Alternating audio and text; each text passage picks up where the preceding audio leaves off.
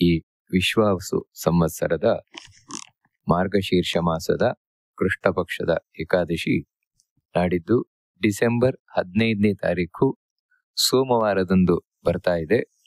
ಈ ಏಕಾದಶಿಯನ್ನ ಸಫಲ ಏಕಾದಶಿ ಅಂತ ಕರೀತಾರೆ. ಅಂದರೆ ಇಂತಹ ಸಫಲ ಏಕಾದಶಿ ನಾಡಿದ್ದು ಡಿಸೆಂಬರ್ 15ನೇ ತಾರೀಕು ಸೋಮವಾರದಂದು ಬರ್ತಾ ಇದೆ.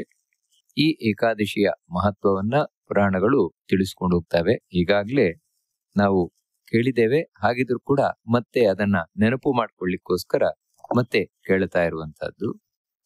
ಈ ಏಕಾದಶಿಯ ಬಗ್ಗೆ ಹೇಳ್ತಾ, ಏಕಾದಶಿಗಳು ಪ್ರತಿ ಪಕ್ಷದಲ್ಲಿಯೂ ಕೂಡ ಬರ್ತಾ ಇರ್ತದೆ. ಶುಕ್ಲ ಪಕ್ಷ, ಕೃಷ್ಣ ಪಕ್ಷ. ಈ ಯಾವ ಏಕಾದಶಿಗಳಲ್ಲೂ ಕೂಡ ನಾವು ಭೇದವನ್ನ ಎಣಿಸಬಾರದು ಅಂತ ಕೃಷ್ಣ ಧರ್ಮರಾಜನಿಗೆ ತಿಳಿಸ್ಕೊಂಡು ಹೋಗ್ತಾನೆ. ತಾಸಾಮಪಿ ಸರ್ವಾಸಾಂ ವಿಕಲ್ಪಂ ನೈವಕಾರಯೇ ಏಕಾದಶ್ಯಾ ತಥಾಪ್ಯಸ್ಯ ಶೃಣುರಾಜನ್ ಕಥಾಂತರಂ. ಎಲ್ಲ ಏಕಾದಶಿಗಳು ಒಂದೇ ಅಂತ ಹೇಳಿದ್ರೆ ಇದು ಸಫಲ ಏಕಾದಶಿ ಅಂತ. ಸಫಲ ಏಕಾದಶಿ ಅಂದ್ರೆ ಫಲದಿಂದ ಸಹಿತವಾದಂತಹ ಏಕಾದಶಿ, ನಮಗೆ ಸಾರ್ಥಕವಾದ ಫಲವನ್ನ ಕೊಡುವ ಏಕಾದಶಿ ಅಂತ. ಹಾಗಿದ್ರೆ ಈ ಒಂದು ಏಕಾದಶಿ ಮಾತ್ರ ಸಫಲವಾ? ಉಳಿದ ಏಕಾದಶಿಗಳು ನಿಷ್ಫಲವಾದ ಏಕಾದಶಿಗಳ?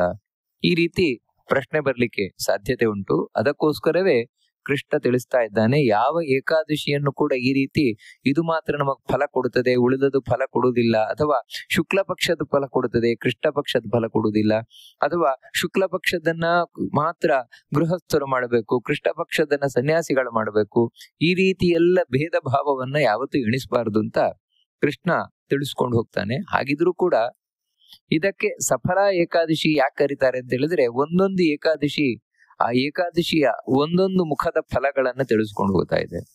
ಅದರಲ್ಲಿ ಇದು ನಮಗೆ ಒಳ್ಳೆಯ ಫಲವನ್ನ ಕೊಡುತ್ತದೆ, ಇದರ ಹಾಗೆ ಉಳಿದ ಏಕಾದಶಿಗಳು ಕೂಡ ಅನ್ನುವುದಕ್ಕೆ ಉದಾಹರಣೆಯಾಗಿ ಈ ಏಕಾದಶಿಯನ್ನ ತಿಳಿಸ್ಕೊಂಡು ಹೋಗ್ತಾ ಇರುವಂತಹದ್ದು.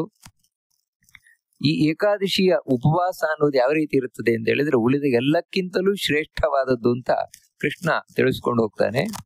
ಯಾವ ರೀತಿ ನಾಗಗಳಲ್ಲಿ ಶೇಷನು ಶ್ರೇಷ್ಠನಾದವನು, ಪಕ್ಷಿಗಳಲ್ಲಿ ಗರುಡ ಶ್ರೇಷ್ಠನಾದವನು, ಯಜ್ಞಗಳಲ್ಲಿ ಅಶ್ವಮೇಧ ಯಾಗ ಶ್ರೇಷ್ಠವಾದದ್ದು, ನದಿಗಳಲ್ಲಿ ಭಾಗೀರಥಿ ಗಂಗೆ ಶ್ರೇಷ್ಠವಾದದ್ದು, ದೇವತೆಗಳಲ್ಲಿ ಹೇಗೆ ವಿಷ್ಣು ಶ್ರೇಷ್ಠನಾದವನು, ಅದೇ ರೀತಿ ವ್ರತಗಳಲ್ಲಿ ಶ್ರೇಷ್ಠವಾದ ವ್ರತ ಅಂತ ಹೇಳಿದ್ರೆ ಏಕಾದಶಿ ವ್ರತ ಅಂತ ತಿಳಿಸ್ಕೊಂಡು ಹೋಗ್ತಾರೆ.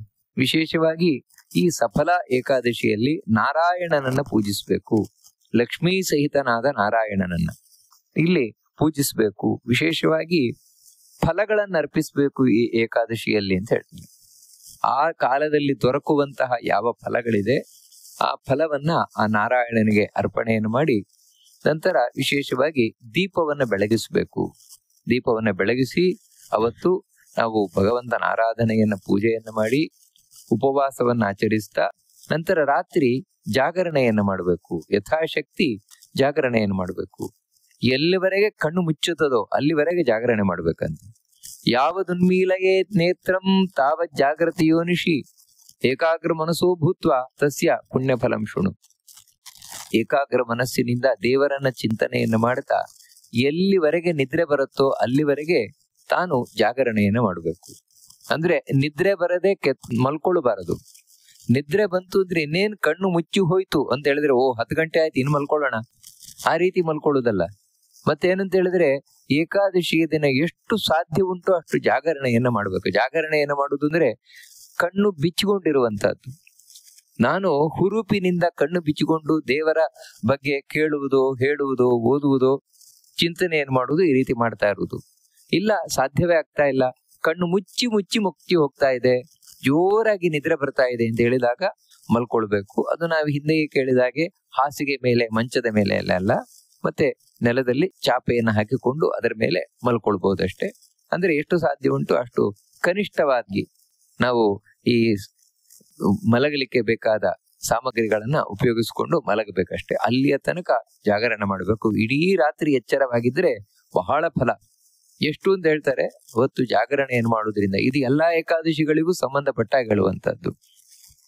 ತತ್ಸಮೋ ನಾಸ್ತಿ ವೈ ತೀರ್ಥ ತತ್ಸಮೋ ನಾಸ್ತಿ ವೈ ಯಜ್ಞ ತತ್ಸಮಂ ನವ್ರತಂ ಕಿಂಚಿತ್ ಇಹಲೋಕೆ ನರಾಧಿಪ. ಆ ಜಾಗರಣೆಗೆ ಸರಿಯಾದ ಯಜ್ಞ ಇಲ್ಲ, ಜಾಗರಣೆಗೆ ಸರಿಯಾದ ತೀರ್ಥ ಇಲ್ಲ, ಆ ಜಾಗರಣೆಯಿಂದ ಸಹಿತವಾದ ಏಕಾದಶಿ ವ್ರತಕ್ಕೆ ಸಮವಾದ ಇನ್ನೊಂದು ವ್ರತ ಇಲ್ಲ. 5,000 ವರ್ಷಗಳು ತಪಸ್ಸನ್ನ ಮಾಡಿ ಏನು ಫಲವನ್ನ ಪಡಿತಾ ಇದ್ರೋ ಹಿಂದಿನ ಯುಗಗಳಲ್ಲಿ, ಆ ಫಲವನ್ನ ಈ ಸಫಲಾವ್ರತವನ್ನ ಜಾಗರಣೆಯಿಂದ ಸಹಿತವಾಗಿ ಮಾಡಿದರೆ ಪಡಿಲಿಕ್ಕೆ ಸಾಧ್ಯ ಉಂಟು. ಅದು ಯಥಾಶಕ್ತಿ ಜಾಗರಣೆಯನ್ನು ಮಾಡಿದ್ರು ಕೂಡ ಇಂಥ ಫಲವನ್ನ ಬರ್ತದೆ, ಪಡಿಲಿಕ್ಕೆ ಸಾಧ್ಯ ಉಂಟು. ಇದಕ್ಕೆ ಸಂಬಂಧಪಟ್ಟ ಹಾಗೆ ಒಂದು ಕಥೆಯನ್ನ ಹೇಳ್ತೇನೆ ಅಂತ ಕೃಷ್ಣ ಧರ್ಮರಾಜನಿಗೆ ಹೇಳ್ತಾ ಇದ್ದಾನೆ. ಚಂಪಾವತಿ ಎನ್ನುವಂತಹ ಪಟ್ಟಣ, ಅಲ್ಲಿ ಮಾಹಿಷ್ಮಾನ್ ಎಂಬುವಂತಹ ರಾಜ, ಅವನಿಗೆ 4 ಮಕ್ಕಳು. ಅವರ ಮಧ್ಯದಲ್ಲಿ ಯಾರು ದೊಡ್ಡವನಿದ್ದಾನೆ ಅವನು ಮಹಾಪಾಪಿಯಾಗಿದ್ದವನು. ಏನೇನು ದುಶ್ಚಟಗಳಿದೆಯೋ ಎಲ್ಲವೂ ಅವನ ಬಳಿ ಇತ್ತು, ಏನೇನು ದುರ್ಗುಣಗಳಿದೆಯೋ ಎಲ್ಲವೂ ಅವನಲ್ಲಿತ್ತು. ಅವನ ಇಂತಹ ಕೆಟ್ಟ ನಡವಳಿಕೆಗಳನ್ನ ಇದನ್ನೆಲ್ಲ ನೋಡ್ತಾ ರಾಜ ಸಹಿಸಿಕೊಂಡ. ಆದರೆ ಯಾವಾಗ ಅವನು ಪ್ರತಿನಿತ್ಯವೂ ಕೂಡ ದೇವರಿಗೆ ನಿಂದನೆಯನ್ನು ಮಾಡುವಂತಹದ್ದು, ದೇವತೆಗಳಿಗೆ ನಿಂದನೆಯನ್ನು ಮಾಡುವಂತಹದ್ದು, ಆ ದೇವರ ಭಕ್ತರಾದಂತಹ ವಿಷ್ಣುವಿನ ಭಕ್ತರಾದಂತಹ ವೈಷ್ಣವರಿಗೆ ತಾನು ನಿಂದನೆಯನ್ನು ಮಾಡುವಂತಹದ್ದು, ಇದನ್ನೆಲ್ಲ ನೋಡ್ತಾ ರಾಜನಿಗೆ ಸಹಿಸಿಕೊಳ್ಳಿಕ್ಕಾಗಲಿಲ್ಲ. ಅದಕ್ಕೋಸ್ಕರ ಅವನು ಆ ಮಗನನ್ನ, ಅವನ ಹೆಸರು ಲುಂಪಕ ಅಂತ, ಆ ಲುಂಪಕನನ್ನ ರಾಜ್ಯದಿಂದ ಹೊರಗೆ ಹಾಕಿದ. ನೀನಿರ್ಬೇಡ ಹೋಗು ಅಂತ ಅವನನ್ನ ಹೊರಗೆ ಹಾಕಿದ. ರಾಜ್ಯದಿಂದ ಅಂದ್ರೆ ಆ ಊರಿನಿಂದ ಹೊರ ಅಟ್ಟಲ್ಪಟ್ಟಂತಹ ಆ ಲುಂಪಕ ತಾನು ಯೋಚನೆ ಮಾಡ್ತಾನೆ, ನನಗಿನ್ನು ಊರಲ್ಲಿ ಇರ್ಲಿಕ್ಕೆ ಜಾಗ ಇಲ್ಲ, ಅದಕ್ಕೆ ನಾನಿನ್ ಕಾಡಲ್ಲಿ ವಾಸ ಮಾಡ್ತೇನೆ. ಯಾಕಂದ್ರೆ ಊರಿಗೆ ಬರ್ಲಿಕ್ಕೆ ಅಪ್ಪ ಆಜ್ಞೆ ಕೊಡೋಲ್ಲ. ಆದ್ರೆ ನನ್ನ ಜೀವನವನ್ನು ಸಾಗಿಸುವುದು ಹೇಗೆ? ಅದಕ್ಕೋಸ್ಕರ ನಾನು ಕಾಡಿನಲ್ಲಿದ್ದವನಾಗಿ ರಾತ್ರಿ ವೇಳೆಯಲ್ಲಿ ನಗರಕ್ಕೆ ಬಂದು ಇಲ್ಲಿ ದರೋಡೆ ಮುಂತಾದವುಗಳನ್ನೆಲ್ಲ ಮಾಡ್ತೇನೆ. ಇನ್ನು ಕಾಡಿನ ಮಧ್ಯದಲ್ಲಿ ಯಾರು ಬರ್ತಾರೆ ಅವರ ಕೊಲೆ ಸುಲಿಗೆಯನ್ನ ಮಾಡಿ ಜೀವನ ನಿರ್ವಹಣೆಯನ್ನು ಮಾಡ್ತೇನೆ ಅಂತ ಈ ರೀತಿ ತಾನು ಯೋಚನೆಯನ್ನು ಮಾಡಿದ. ಮೊದಲೇ ಪಾಪಿ, ಅದಕ್ಕೋಸ್ಕರ ಇಂಥ ಯೋಚನೆಗಳೇ ಅವನಿಗೆ ಬಂತು. ಹಾಗೇನೆ ತಾನು ಜೀವನವನ್ನ ಸಾಗಿಸ್ತಾ ಇದ್ದಾನೆ. ತಾನು ಕಾಡಿಗೆ ಬರ್ತಾನೆ. ಕಾಡಿನಲ್ಲಿ ಒಂದು ಅಶ್ವತ್ಥ ಮರ, ಅರಳಿ ಮರ. ಆ ಅಶ್ವತ್ಥ ಮರದ ಕೆಳಗೆ ಇವನೊಂದು ಗುಡಿಸಲನ್ನ ಕಟ್ಕೊಂಡಿದ್ದಾನೆ. ವಾಸ್ತವಿಕವಾಗಿ ಅವನಿಗೆ ಗೊತ್ತಿದೆಯೋ ಇಲ್ವೋ, ಅದೊಂದು ಬಹಳ ಪವಿತ್ರವಾದ ಆಲದ ಮರ, ಅಶ್ವತ್ಥಂ ಅರಳಿ ಮರ. ಅದು ಅತ್ಯಂತ ಪವಿತ್ರವಾದ ಅರಳಿ ಮರ. ಅಲ್ಲಿ ಭಗವಂತನ ವಿಶೇಷವಾದ ಸಾನ್ನಿಧ್ಯ ಐತೆ ಅಂತ, ನಾರಾಯಣನ ವಿಶೇಷವಾದ ಸನ್ನಿಧಾನ ಆ ಮರದಲ್ಲಿತ್ತು. ಯಾಕಂದ್ರೆ ಅದು ಬಹಳ ಹಿಂದಿನ ಮರ, ಅಶ್ವತ್ಥ ಮರ. ಅಲ್ಲಿ ಅದರ ಕೆಳಗೆ ಇವನು ಗುಡಿಸಲನ್ನು ಮಾಡಿಕೊಂಡು ವಾಸ ಮಾಡ್ತಾ ಇದ್ದಾನೆ. ಹೀಗೆ ತಾನು ದುಷ್ಟ ಕರ್ಮಗಳನ್ನು ಮಾಡ್ಕೊಂಡು ಬದುಕ್ತಾ ಇದ್ದಾನೆ. ರಾತ್ರಿ ವೇಳೆಯಲ್ಲಿ ಇವನು ದರೋಡೆಯನ್ನು ಮಾಡ್ಬೇಕಾದ್ರೆ ಊರಲ್ಲಿ ಕೆಲವು ಕಡೆ ಸಿಕ್ಕಿ ಬಿದ್ದದ್ದು ಉಂಟಂತೆ, ಕೆಲವು ಸಲ ಸಿಕ್ಕಿ ಬಿದ್ದದ್ದು ಉಂಟಂತೆ ರಾಜಭಟರಿಗೆ. ಆದರೆ ರಾಜಭಟರು ಇವನನ್ನು ಬಿಟ್ಬಿಡ್ತಾ ಇದ್ರು. ಯಾಕೆ ಅಂತ ಹೇಳಿದ್ರೆ ಎಷ್ಟಂದ್ರು ರಾಜನ ಮಗ ಅಂತ ಅನ್ನುವ ಕಾರಣದಿಂದಾಗಿ ಇವನನ್ನು ಬಿಡ್ತಾ ಇದ್ರು. ಇಂತಹ ಆ ಲುಂಪಕ ಒಮ್ಮೆ ಇದೆ ಮಾರ್ಗಶೀರ್ಷ ಮಾಸ, ಅದರ ಕೃಷ್ಣ ಪಕ್ಷ, ಕೇಳಿ ಚಳಿಗಾಲ. ಆ ಚಳಿಗಾಲದಲ್ಲಿ ದಶಮಿಯ ದಿನ, ಅಂದ್ರೆ ಈ ಮಾರ್ಗಶೀರ್ಷ ಮಾಸದ ಕೃಷ್ಣ ಪಕ್ಷದ ದಶಮಿಯ ದಿನ, ಅವತ್ತು ರಾತ್ರಿ ತುಂಬಾ ಚಳಿ, ಬಟ್ಟೆ ಬೇರೆ ಇಲ್ಲ. ಆ ಚಳಿಯಿಂದ ರಕ್ಷಣೆ ಪಡಿಲಿಕ್ಕೆ ಅವನ ಹತ್ರ ಬಟ್ಟೆ ಬೇರೆ ಇರ್ಲಿಲ್ಲ. ಅದಕ್ಕೋಸ್ಕರ ಈ ಚಳಿಯಲ್ಲಿ ನಡುಗುತ್ತಾ ರಾತ್ರಿ ಅವನಿಗೆ ನಿದ್ರೆಯೇ ಬರ್ಲಿಲ್ವಂತೆ. ಅಷ್ಟು ಮಾತ್ರ ಅಲ್ಲ, ಅವನಿಗೆ ಆ ಚಳಿಯನ್ನ ತಡ್ಕೊಳ್ಳಿಕ್ಕಾಗದೆ ಮೂರ್ಛೆ ತಪ್ಪಿ ಹೋಗಿದ್ದಾನಂತೆ. ಎಲ್ಲಿವರೆಗೆ ಅಂದ್ರೆ ಬೆಳಗಿನ ಜಾವ ಆಯ್ತು. ಬೆಳಗಿನ ಜಾವ ಆದ್ಮೇಲೆ ಏಕಾದಶಿ ದಿನ ಬೆಳಗ್ಗೆ ತಾನು ಚಳಿಯಲ್ಲಿ ನಡಗುತ್ತಾ ಮತ್ತೆ ಎಚ್ಚರಗೊಂಡಿದ್ದಾನಂತೆ. ಹಲ್ಲುಗಳೆಲ್ಲ ಗಡಗಡ ನಡಗುತ್ತಾ ಇದೆಯಂತೆ, ಅಷ್ಟು ಚಳಿ. ಆ ಚಳಿಯಲ್ಲಿ ಒದ್ದಾಡ್ತಾ ಮಧ್ಯಾಹ್ನದ ತನಕ ಕಳೆದಿದ್ದಾನೆ. ಏಕಾದಶಿಯ ದಿನ ಏನೂ ಇಲ್ಲ, ಆಹಾರ ಇಲ್ಲ.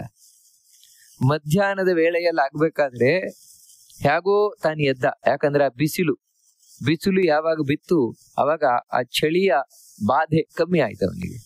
ಅದಕ್ಕೋಸ್ಕರ ಎದ್ರೂ ಕೂಡ ಅವನಿಗೆ ತನಗೆ ಬೇಕಾದ ಆಹಾರವನ್ನ ಸ್ವೀಕಾರ ಮಾಡ್ಲಿಕ್ಕೂ ಅಸಾಧ್ಯವಾಗದಷ್ಟು ಒಂಥರ ನಿತ್ರಾಣ ಅವನಲ್ಲಿದೆ, ಸುಸ್ತಿದೆ.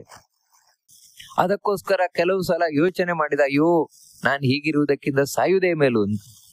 ಆದರೆ ಅವನ ಪರಿಸ್ಥಿತಿ ಯಾವ ರೀತಿ ಬಂದಿತ್ತು ಅಂದ್ರೆ ಅವನಿಗೆ ಕೊಂದುಕೊಳ್ಳಿಕ್ಕೂ ಆಗೋದಿಲ್ವಂತೆ, ಅಷ್ಟು ನಿತ್ರಾಣ ಇದೆಯಂತೆ. ಆ ರೀತಿ ತನ್ನನ್ನು ತಾನು ನ ಶಕ್ತಿರ್ ಜೀವಘಾತೆಯಸ್ಯ ಲುಂಪಕಸ್ಯ ದುರಾತ್ಮನಃ, ಅದು ಸಾಧ್ಯವಾಗ್ತಾ ಇಲ್ಲ ಅವನಿಗೆ. ಹೋಗ್ಲಿ, ನನ್ನ ಜೀವವನ್ನು ಹೇಗಾದ್ರೂ ಉಳಿಸ್ಕೊಳ್ಳೋಣ ಅಂತ ತಾನು ಅಲ್ಲೇ ಸ್ವಲ್ಪ ತೆವಳ್ಕೊಂಡು ಹೋದ. ಸ್ವಲ್ಪ ಹಣ್ಣುಗಳೆಲ್ಲ ಬಿದ್ದಿತ್ತು, ಆ ಹಣ್ಣನ್ನೆಲ್ಲ ತಗೊಂಡು ಬಂದು ಅದನ್ನ ಆ ಮರದ ಕೆಳಗೆ ಅಲ್ಲೇ ದೇವರಿಗೆ ನೈವೇದ್ಯವನ್ನ ಮಾಡಿದ್ನಂತೆ. ಅಂದ್ರೆ ಪಾಪಿ ಆದ್ರೂ ಕೂಡ ಆ ಪಾಪಿಯಲ್ಲೂ ಇದ್ದಂತಹ ಒಳಗೆ ಒಂದು ಪುಣ್ಯ ಭಾವನೆ, ದೇವರಿಗೆ ನೈವೇದ್ಯವನ್ನು ಮಾಡಿದ. ಆದರೆ ತಿನ್ಬೇಕು ಅನ್ನುವಷ್ಟರ ಒಳಗೆ ಮತ್ತೆ ನಿದ್ರೆ ಒಳಗೋದು. ಯಾಕಂದ್ರೆ ಸುಸ್ತು ನಿತ್ರಾಣ ಇದ್ದದರಿಂದಾಗಿ ಮತ್ತೆ ತಾನು ಅಲ್ಲೇ ಮೂರ್ಛೆ ತಪ್ಪಿ ಹೋದ. ರಾತ್ರಿ ಆಯ್ತು. ರಾತ್ರಿಯಲ್ಲಿ ಮತ್ತೆ ಎಚ್ಚರ ಆಗಿದೆ. ಏಕಾದಶಿ ರಾತ್ರಿಯಲ್ಲಿ ಆ ಎಚ್ಚರ ತಪ್ಪಿದವನು ಮತ್ತೆ ಎದ್ದು ಗಡಗಡ ನಡಗುತ್ತಾ ಇದ್ದಾನಂತೆ. ಮತ್ತೆ ರಾತ್ರಿ ಅವನಿಗೆ ಮತ್ತೆ ನಿದ್ರೆಯೇ ಬರಲಿಲ್ಲ. ಹೀಗೆ ಏಕಾದಶಿಯ ದಿನ ಸಂಪೂರ್ಣ ಉಪವಾಸವನ್ನ ಮಾಡಿದ. ಅವತ್ತು ವಿಶೇಷವಾಗಿ ಹಣ್ಣನ್ನ ದೇವರಿಗೆ ನೈವೇದ್ಯವನ್ನ ಮಾಡಿದ. ರಾತ್ರಿ ಜಾಗರಣೆಯನ್ನು ಮಾಡಿದ. ಇಷ್ಟನ್ನು ಮಾಡಿದಾನೆ. ಅದರೊಟ್ಟಿಗೆ ನಾವು ತಿಳ್ಕೊಳ್ಬೇಕಾದದ್ದು ಏನಂದ್ರೆ, ಇದು ಯಾವುದನ್ನು ಭಕ್ತಿ ಇಲ್ಲದೆ ಮಾಡಿದ್ದಲ್ಲ. ಯಾಕಂದ್ರೆ ಶಾಸ್ತ್ರಗಳು ಸ್ಪಷ್ಟ ಹೇಳುವಂತೆ ಭಕ್ತಿಯಿಂದ ಮಾಡಿದ್ದು ಮಾತ್ರ ದೇವರಿಗೆ ಖುಷಿ ಆಗ್ತದೆ ಹೊರತು ನಾವು ಭಕ್ತಿ ಇಲ್ಲದೆ ಮಾಡಿದ್ದು ಯಾವತ್ತೂ ದೇವರ ಅನುಗ್ರಹಕ್ಕೆ ಕಾರಣ ಆಗುವುದಿಲ್ಲ. ಈ ಲುಂಪಕ ನಿಜವಾಗ್ಲೂ ಪುಣ್ಯಾತ್ಮನೇವನು. ಯಾವುದೋ ಒಂದು ಹಿಂದಿನ ಜನ್ಮದ ಪಾಪದಿಂದಾಗಿ ಈ ರೀತಿಯಲ್ಲಿ ಪಾಪಿಯಾಗಿದ್ದ. ಅಷ್ಟಲ್ಲ, ಅವನಿಗೆ ದೇವರ ಬಗ್ಗೆ ಜ್ಞಾನವೂ ಕೂಡ ಇತ್ತು, ದೇವರಲ್ಲಿ ಭಕ್ತಿಯೂ ಕೂಡ ಇತ್ತು. ಆದರೆ ಯಾವುದೋ ಪ್ರಾರಬ್ಧದಿಂದಾಗಿ ಅವನು ದೇವರನ್ನ ಬೈತಾ ಈ ರೀತಿ ಬದುಕುತ್ತಾ ಇದ್ದ. ಈಗ ಕಷ್ಟವನ್ನ ಪಡ್ತಾ ದೇವರ ನೆನಪು ಮಾಡ್ಕೊಂಡಿದ್ದಾನೆ, ದೇವರಿಗೆ ಶರಣಾಗಿದ್ದಾನೆ. ಇದೆಲ್ಲ ನಾವು ತಿಳ್ಕೊಳ್ಬೇಕಾದದ್ದು. ಪುರಾಣ ಹೇಳದೇ ಇದ್ರೂ ಕೂಡ ನಾವು ತಿಳ್ಕೊಳ್ಬೇಕಾದದ್ದು. ಅವನು ದೇವರನ್ನ ಕ್ಷಮೆ ಕೇಳಿದ್ದಾನೆ. ರಾತ್ರಿ ಜಾಗರಣೆ ಮಾಡ್ತಾನು ಕೂಡ ಚಳಿಯಲ್ಲಿಯೂ ಒದ್ದಾಡಿಕೊಂಡು ದೇವರ ಸ್ಮರಣೆಯನ್ನು ಮಾಡಿದ್ದಾನೆ. ಅದರ ಫಲವಾಗಿ ಬೆಳಗ್ಗೆ ಆಗಬೇಕಾದ್ರೆ ಅವನ ಜೀವನವೇ ಬದಲಾಗಿತ್ತು ಅಂತ ಹೇಳ್ತದೆ ಪುರಾಣ. ಕೃಷ್ಣ ತಿಳಿಸ್ಕೊಂಡು ಹೋಗ್ತಾನೆ. ಮಾರನೇ ದಿನ ಬೆಳಗ್ಗೆ ಆಗ್ತಾ ಇದ್ದ ಹಾಗೇನೆ ಒಂದು ದಿವ್ಯವಾದ ಕುದುರೆ ಅವನೆದುರಿಗೆ ಬಂದು ನಿಂತಿದೆಯಂತೆ.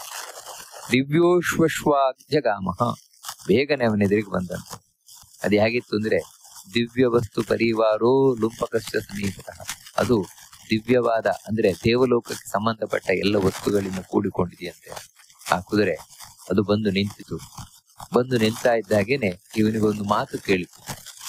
ಯಾರು ಅಂತ ಗೊತ್ತಾಗ್ಲಿಲ್ಲ ಹೇಳಿದ್ದು. ಅದೇ ಅಶರೀರವಾಣಿ. ಆ ಅಶರೀರವಾಣಿ ಇವನಿಗೆ ಕೇಳಿತ್ತು.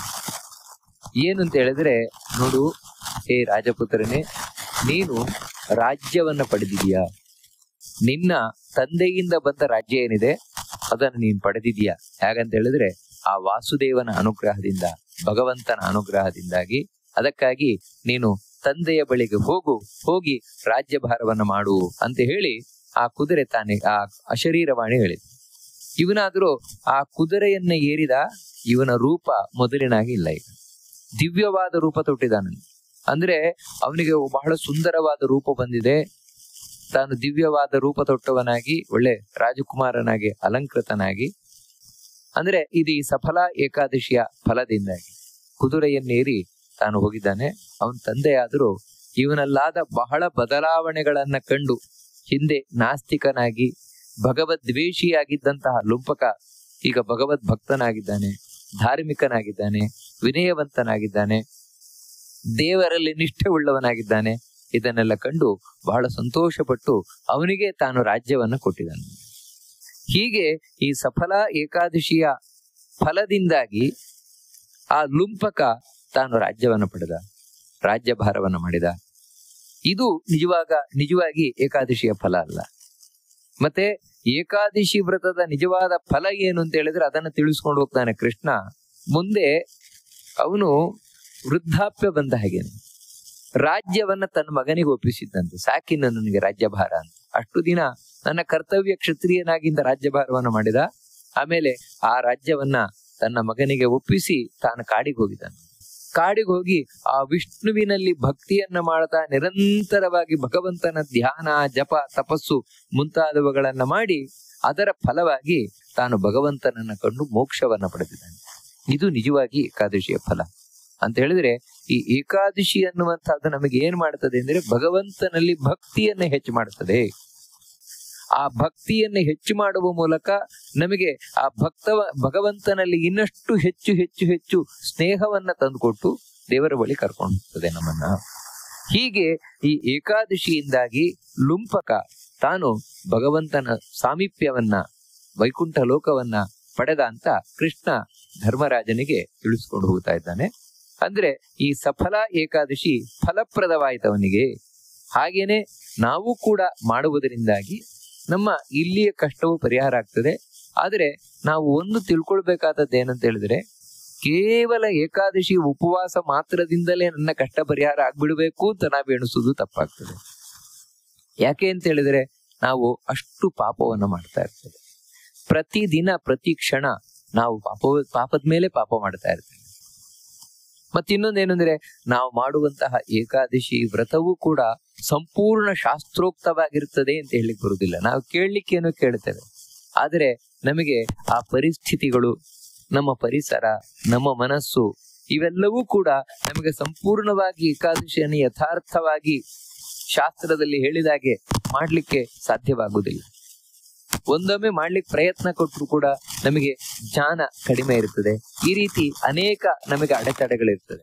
ಆದರೆ ಆ ಭಗವಂತನ ಅನುಗ್ರಹದಿಂದ ನಾವು ಅಡೆತಡೆಗಳನ್ನ ದಾಟಿ ಶಾಸ್ತ್ರದಲ್ಲಿ ತಿಳಿಸಿದ ಹಾಗೆ ಭಕ್ತಿಯಿಂದ ಏಕಾದಶಿ ಆಚರಣೆಯನ್ನು ಮಾಡಿದರೆ ಖಂಡಿತವಾಗಿಯೂ ಕೂಡ ಇಲ್ಲಿ ಲುಂಪಕನಿಗೆ ಅವನ ದುರ್ಗುಣಗಳು ಹೋಗಿ ಸದ್ಗುಣಗಳು ಬಂದು ರಾಜ್ಯ ದೊರೆತಂತೆ ನಮ್ಮ ದುರ್ಗುಣಗಳು ಹೋಗಿ ಸದ್ಗುಣಗಳು ಬಂದು ನಂತರ ನಾವು ಕೂಡ ಭಗವಂತನಲ್ಲಿ ಭಕ್ತಿಯನ್ನ ಮಾಡಿ ಇಲ್ಲಿಯ ಕಷ್ಟವನ್ನ ಕಳ್ಕೊಂಡು ಮುಂದೆಯೂ ಕೂಡ ಭಗವಂತನಲ್ಲಿ ಭಕ್ತಿ ಮಾಡ್ತಾ ಮುಕ್ತಿಯನ್ನ ಪಡೀಲಿಕ್ಕೆ ಸಾಧ್ಯವಾಗತ್ತೆ ಅಂತ ತಿಳಿಸ್ತಾ, ಇಂತಹ ಏಕಾದಶಿ ನಾಡಿದ್ದು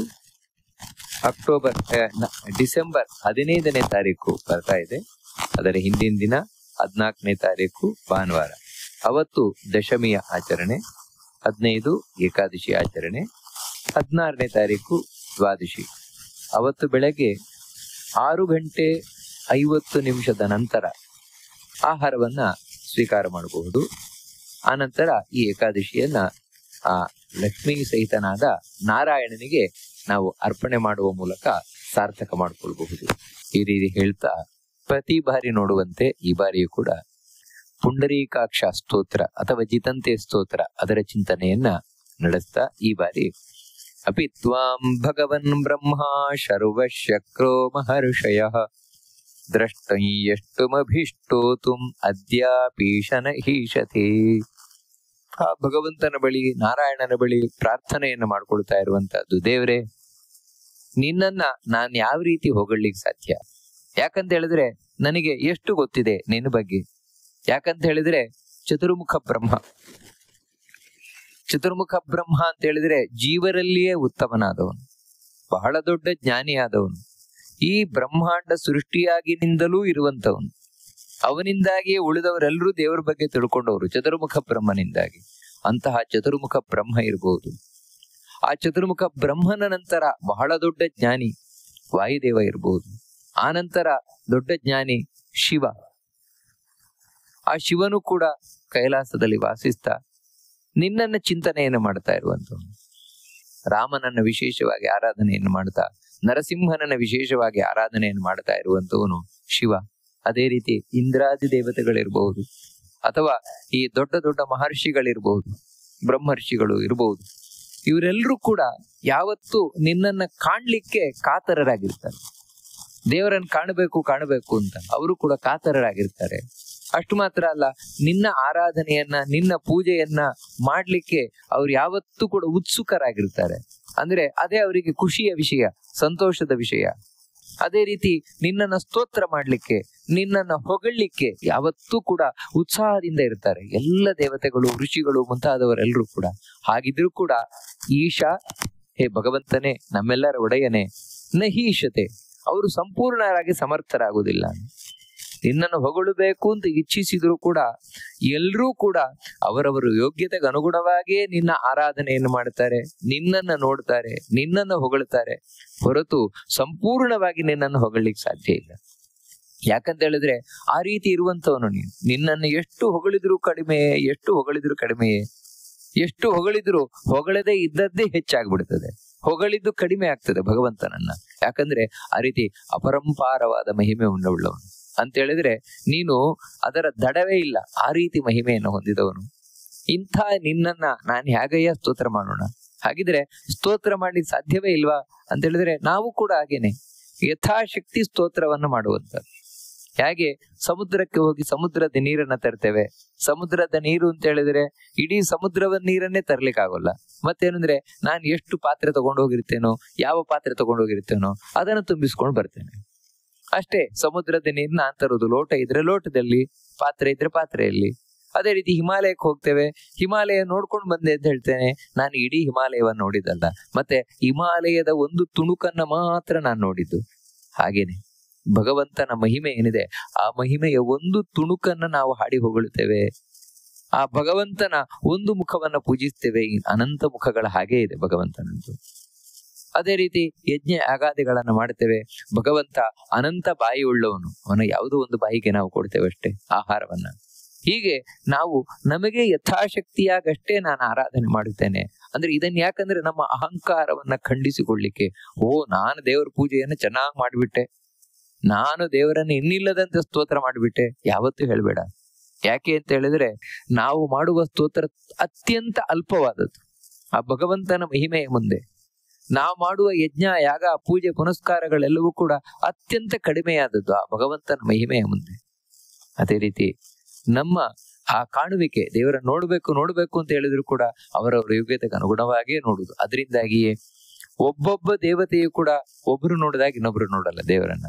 ಇವಾಗ ಚತುರ್ಮುಖ ಬ್ರಹ್ಮ ಎಷ್ಟು ಸ್ಪಷ್ಟವಾಗಿ ದೇವರನ್ನ ಕಾಣಬಲ್ಲ, ಅಷ್ಟು ಸ್ಪಷ್ಟವಾಗಿ ಅವನಿಂದ ಕೆಳಗೆ ಇರುವಂತಹ ರುದ್ರದೇವರು ನೋಡಲಾರಳು.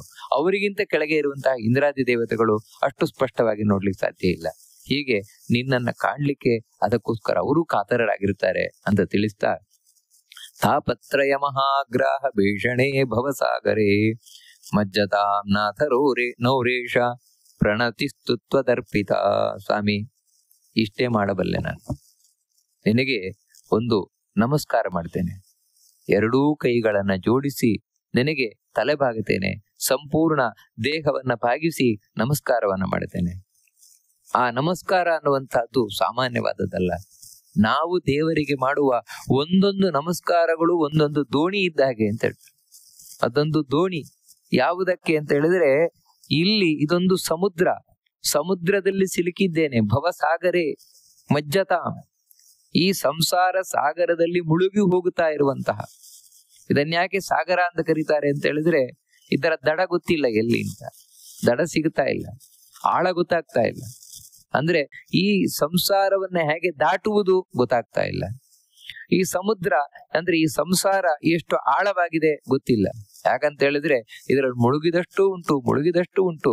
ದಿನ ದಿನ ದಿನ ದಿನ ಹೋದಾಗೆ ಅಬ್ಬಾ ಸಾಕಪ್ಪ, ಒಂದು ಮಕ್ಕಳಾಯ್ತು ಅಂತ ಹೇಳಿದ್ರೆ ಮತ್ತೆ ನಮ್ ಜವಾಬ್ದಾರಿ ಮುಗೀತು. ಅಯ್ಯೋ ಮದುವೆ ಆಯ್ತು ಅಂತ ಹೇಳಿದ್ರೆ ನನ್ ಜವಾಬ್ದಾರಿ ಮುಗೀತು. ಆ ಕೆಲಸ ಸಿಕ್ತು ಅಂತ ಹೇಳಿದ್ರೆ ನನ್ ಜವಾಬ್ದಾರಿ ಮುಗೀತು. ರಿಟೈರ್ಡ್ ಆಯ್ತು ಅಂದ್ರೆ ನಮ್ ಜವಾಬ್ದಾರಿ ಮುಗೀತು. ಈ ರೀತಿ ನಾವು ಪ್ರತಿ ಬಾರಿಯೂ ಕೂಡ ಎಣಿಸ್ತೇವೆ, ನಮ್ ಜವಾಬ್ದಾರಿ ಮುಗೀತು, ಇನ್ನು ನಾನು ಆರಾಮಾಗಿರ್ತೇನೆ ಅಂತ. ಆದ್ರೆ ಪ್ರತಿ ದಿನವೂ ಕೂಡ ಒಂದೊಂದು ಹೊಸತು ತಾಪತ್ರಯಗಳು ಹುಟ್ಟುಕೊಳ್ತಾನೆ ಇದೆ, ಸಮಸ್ಯೆಗಳು ಹುಟ್ಟುಕೊಳ್ತಾನೆ ಇದೆ. ಈ ರೀತಿ ತಾಪತ್ರಯ ಮಹಾಗ್ರಾಹ ಭೀಷಣೆ, ಆ ಸಮುದ್ರದಲ್ಲಿ ಯಾವ ರೀತಿ ತಿಮಿಂಗಲಗಳಿದೆ, ಮೊಸಳೆಗಳಿದೆ, ಅದೇ ರೀತಿ ಈ ಸಂಸಾರವೆಂಬ ಸಾಗರದಲ್ಲಿ ಪ್ರತಿದಿನವೂ ಕೂಡ ಭಯಂಕರವಾದ ಮೊಸಳೆಗಳು ನನ್ನನ್ನು ಹಿಡಿತಾ ಇವೆ. ಅದೇ ತಾಪತ್ರಯಗಳು, ನಾನಾ ವಿಧವಾದ ಬರುವ ರೋಗ ರುಜಿನಗಳು. ಇನ್ನು ಆ ದೇವರು ಮುನಿಸಿಕೊಂಡಿದ್ದಾರೆ, ಈ ದೇವತೆ ಮುನಿಸಿಕೊಂಡಿದ್ದಾರೆ, ನವಗ್ರಹರ ಪೀಡೆ ಅಂತ, ಇನ್ನು ಮಾನಸಿಕವಾದ ವ್ಯಥೆ, ಇನ್ನು ಈ ಮುಪ್ಪು, ಸಾವು, ಹಸಿವು, ಬಾಯಾರಿಕೆ ಮುಂತಾದವುಗಳೆಲ್ಲವೂ ಕೂಡ ನಮಗೆ ಒಂದೊಂದು ಮೊಸಳೆಗಳಿದ್ದಾಗೆ. ಅದರಲ್ಲಿ ಸಿಲುಕಿ ನಲಗುತ್ತಾ ಇರುವಂತಹ ಈ ಸಂಸಾರ ಎಂಬಂತಹ ಸಾಗರವನ್ನ ದಾಟಬೇಕು ಅಂತ ಹೇಳಿದ್ರೆ ಅದಕ್ಕೆ ನಿನಗೆ ನಾನು ಅರ್ಪಣೆ ಮಾಡುವ ಒಂದೊಂದು ನಮಸ್ಕಾರಗಳು ದೋಣಿ ಆಗ್ತದೆ. ದೋಣಿಯಲ್ಲಿ ಕೂತವನಿಗೆ ಚಿಂತೆ ಇಲ್ಲ. ಅದರಲ್ಲಿ ನಾವಿಕ ಇದ್ದಾನೆ, ಅಂಬಿಗ ಇದ್ದಾನೆ ಅಂತ ಹೇಳಿದ್ರೆ ಅವನು ಯಾವ್ದಾದ್ರೂ ಒಂದು ದಡವನ್ನು ಸೇರಿಸ್ತಾನೆ. ಆ ರೀತಿ ಸ್ವಾಮಿ ನಿನಗೆ ನಮಸ್ಕಾರವನ್ನ ಮಾಡಿದೆ ಅಂತ ಹೇಳಿದ್ರೆ ನೀನು ಅಂಬಿಗನಾಗಿ, ನಾವಿಕನಾಗಿ ನನ್ನ ಜೀವನಾಧಾರ ದೋಣಿ ಏನಿದೆ ಅದನ್ನ ಹಿಡಿದು ನನ್ನ ದಡವನ್ನ ಸೇರಿಸ್ತೀಯ. ಅದಕ್ಕಾಗಿ ನಿನಗೆ ಮತ್ತೆ ಮತ್ತೆ ಮತ್ತೆ ನಮಸ್ಕಾರವನ್ನ ಮಾಡ್ತಾ ಅದನ್ನೇ ದೋಣಿಯಾಗಿ ಮಾಡ್ಕೊಳ್ತಾ ಇದ್ದೇನೆ ಸ್ವಾಮಿ ಅಂತ ಹೇಳಿ ಆ ಭಗವಂತನ ಬಳಿ ಭಕ್ತ ಪ್ರಾರ್ಥನೆ ಮಾಡುವಂತಹ ಸುಂದರವಾದ ಈ ಸ್ತೋತ್ರದ ಮಾತನ್ನ ನೋಡ್ತಾ ಈ ಚಿಂತನವನ್ನ ಆ ಮಧ್ವಾಂತರ್ಗತ ಭಗವಂತನಿಗೆ ಅರ್ಪಣೆಯನ್ನು ಮಾಡೋಣ. ಶ್ರೀಕೃಷ್ಣ ಅರ್ಪಣಮಸ್ತು.